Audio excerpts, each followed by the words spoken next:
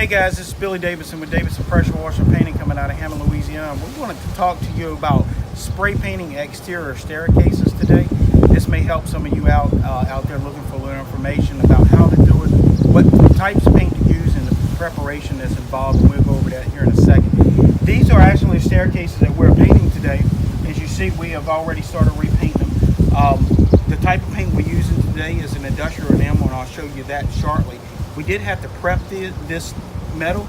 Part of it was done with power washing. Second part of it was done with some side grinders and hand scrapers, type of sandpaper, that sort of stuff. Once you get it prepped, it has to be very thoroughly dried. And also another couple things you want to keep in mind is the humidity. We really like it to be below 70%. We like the ambient temperature to be above 80 degrees and not dropping below 50 degrees overnight. So that is some very important things. And if you have a hot sunny day, that's better, but you can do it in an overcast day as long as the humidity and the rain is not going to affect it and the temperature is not going to drop too low. So what we do, we use an airless sprayer over here. I'll have it take a look at this. This is just something I picked up from Harbor Freight for a couple $100. They got different brands and different models. This particular sprayer it was only a couple $100, but it does real good with this very harsh paint. And this is an industrial enamel, and this is what you would want to use on these metal staircases. You could also use a paint called DTM. It would be direct metal. That is also something you can get at Sherwin-Williams or most major paint stores around the United States.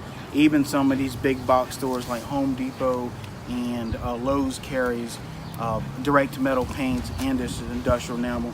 But for us, we tend to go with a Sherwin-Williams product. Just for example, even the weight of this product would be much different than you would get at one of the big box stores. So it has a lot more solids and a lot more materials, and you can expect a project like this done with an industrial enamel to last for many, many years if done properly. So along with this machine, we'll be spraying today, and we'll show y'all some of that as well. And you know, of course, now you know what kind of paint to use.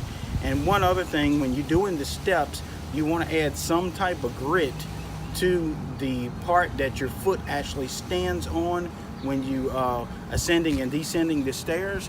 That way it'll make it a non-slip surface. But you got to remember, you cannot spray that grit through any type of airless that I'm aware of. It would just immediately cause catastrophic damage to the little pumps.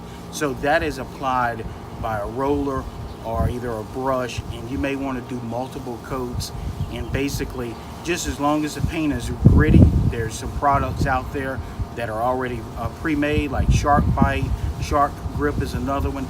But you also can use some playground sand in there. That also works very well, as long as it's stirred in and embedded into the paint. And then you paint the stairs, the steps, exactly where your foot is going to rest, where you're descending the stairs. So that makes a non-slip surface. So keep those things in mind. And remember, when you're doing this type of painting, weather is very imperative. That is looked at very carefully. You would not want to have wet paint on these stairs and then it rained. Not that it would wash it off, but it would spot it up and you probably have to repaint everything again. So y'all stay tuned, and we're going to show y'all some spray painting, how we shield some railing as we go along, and I'll talk a little bit about more of that. So y'all stay tuned. We'll be right back. All right, guys, we're back. We are doing some spray painting on the rails, like I was mentioning before. What you want to do always with spray painting, when the trigger is pulled, the gun has to be moving at all times. No questions asked. You know, so it takes a little dexterity to kind of get used to that. But if you're not moving the gun when you are pulling the trigger, you will pile paint up and build it up. It would run, sag, and drip and really make a mess, and the paint wouldn't lay on as smooth as it would normally would if you spraying in a side-to-side motion, sort of kind of make it fluid motion. These triggers are fairly sensitive, so they're very responsive to the trigger pull, and you know, user fatigue is not really an issue. Also, on doing these railings like this, we have this building behind it, so we want to minimize, if not eliminate, any overspray that gets on it, obviously, because like I said, we're using industrial enamel. So getting it off of something that you didn't intend on painting is a very much involved process, especially if it cures on you and you didn't recognize it. So we shield it. We're using a drop cloth that's designed to absorb paint, and you may, depending on your project, have to go through 2 or 3 of those drop cloths. So that's something you want to build into your price. But in this situation, we're holding a drop cloth. We really didn't want to use plastic sheeting because it is a little too lightweight. The paint that we're using would probably dissolve that little thin millage anyway. So using a nice drop cloth. Got a guy on the backside holding it, catching the overspray. And if once you get used to doing a little overspraying, you wouldn't have a whole lot of, at any one given time. So, over a period of a couple days, you may have to exchange drop cloths and, things like that. One other thing you want to remember, whenever you set that drop cloth down to dry out, like say you're going to take a break or lunch break, make sure you're always using a painted side of the drop cloth, and you always want to keep that wet side up. You don't want to let it flop around or let the wind catch it, especially if you have it out here in the parking lot drying out in the direct sunlight while you're on break. You want to have the paint side up and maybe something on a couple corners, that way it doesn't flip across the parking lot. Because I have seen that happen before, even with us. Had a drop cloth laying out and a little stiff wind comes and it balls up and they're basically chasing it across the parking lot, and it's transferring wet paint to a parking lot.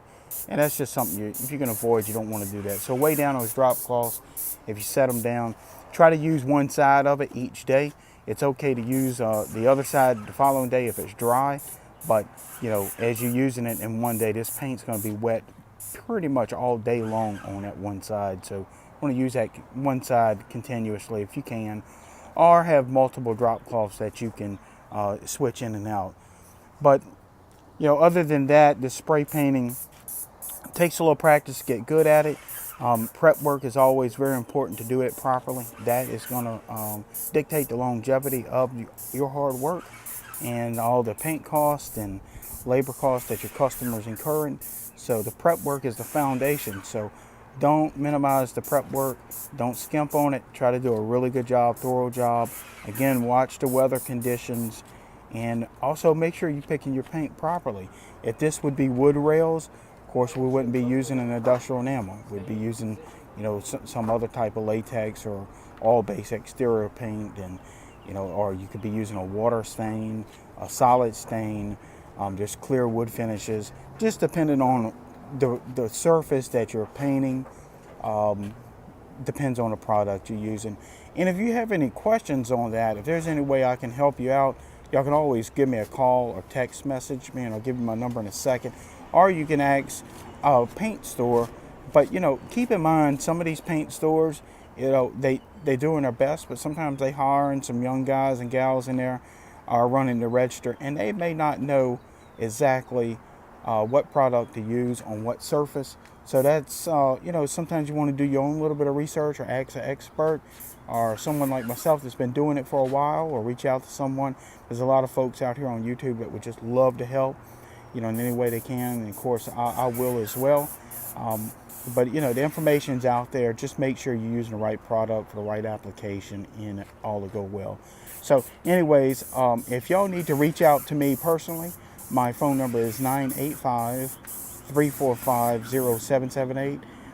You can call or text.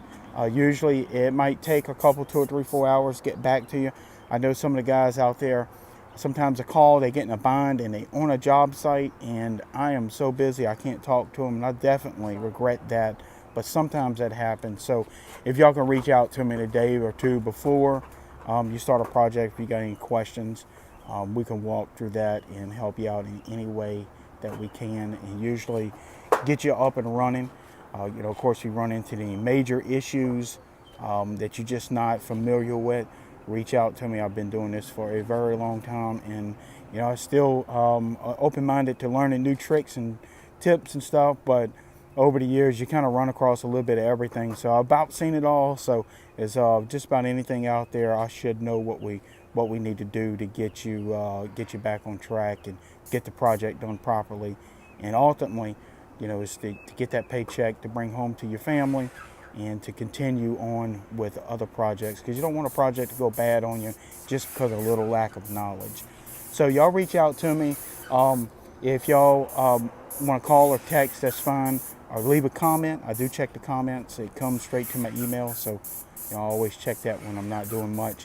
So hope to hear from y'all soon. And again, thanks for watching these videos. It does mean a lot.